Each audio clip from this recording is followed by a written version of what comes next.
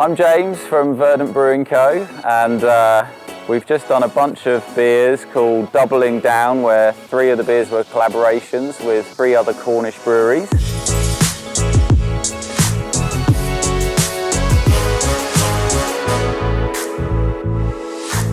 It's really important to me and for the other founders of Verdant to have established the brewery in Cornwall.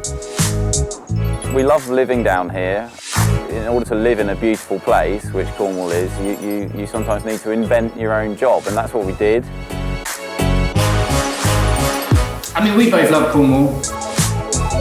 We're all kind of immigrants from London. We moved down here to kind of seek a different life, live somewhere different, closer to the sea, a different pace of life. So that's hugely important to us and our families, and the way that we're kind of living our lives now. And obviously, it's so beautiful around here. The north coast of Cornwall is so rugged and inspiring. It's so great to do something creative in somewhere like this.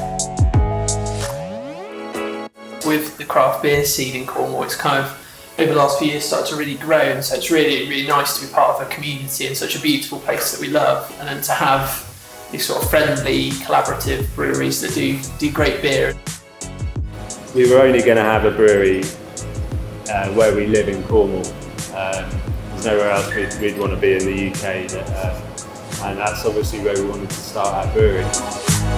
Having the brewery in the middle of town is great as well, because with the tap room now, it's sort of a place for the community to come as well. Get locals coming week after week, just coming out to see us, see what new beers are released every week. Really are starting to be part of that community. The Verdant beer in here is the first time we've done a single hop beer with Idaho 7 hops. It's our house style double IPA, so our own yeast and the same malt bill as the other 3 collaborations here, but we focused in on Idaho 7. So yes, it's double IPA, 8%, and it basically marries up a lot of the work that we've been doing recently here using Kvike yeast, which is a very interesting Norwegian farmhouse yeast. It ferments really, really warm at 35 degrees, and obviously that brings with it an awful lot of flavour. We paired it up with a Zaka, which is a fantastic hop, brings like pineapple, mango, papaya, those kind of fantastic tropical fruity flavours.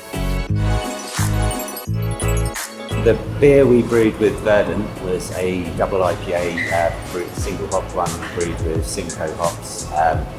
We've been doing a lot of single hop beers recently, and Simcoe's really stood out, so that's a really nice thing to do.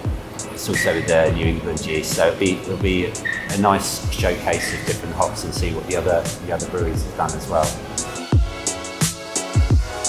The DIPA that we brewed with Verdant, what a kit to brew on, that was fantastic. It was an education in itself to go there and just watch the guys do all their wizardry. But yeah, we worked together on the grist, working out what we put in there. We all used the same grist for each one, but we changed up a few things like yeast strains and single hop. So straight away, given the choice of hops, it's got to be Nelson Sauvin for me. It's an absolute cracking hop. Love New Zealand anyway, but the hops they just sing. Every beer that I've put New Zealand hops into, it's been a firm favourite with our customers, so it seemed like a perfect choice to use that. Yeast-wise, SO4, it's a dried strain. Verdant wanted to use dried strains for all the beers, and I think that's a great idea because they're readily available for everyone. You probably see what the difference is. If you're into brewing as a home brewer, for example, get to see the difference between the different yeasts. You can taste probably what the differences are other than the hop. These beers, there's 4 packs available on the web shop now, and it's also going to be pouring at 25 venues on Friday, so check them out and get drinking.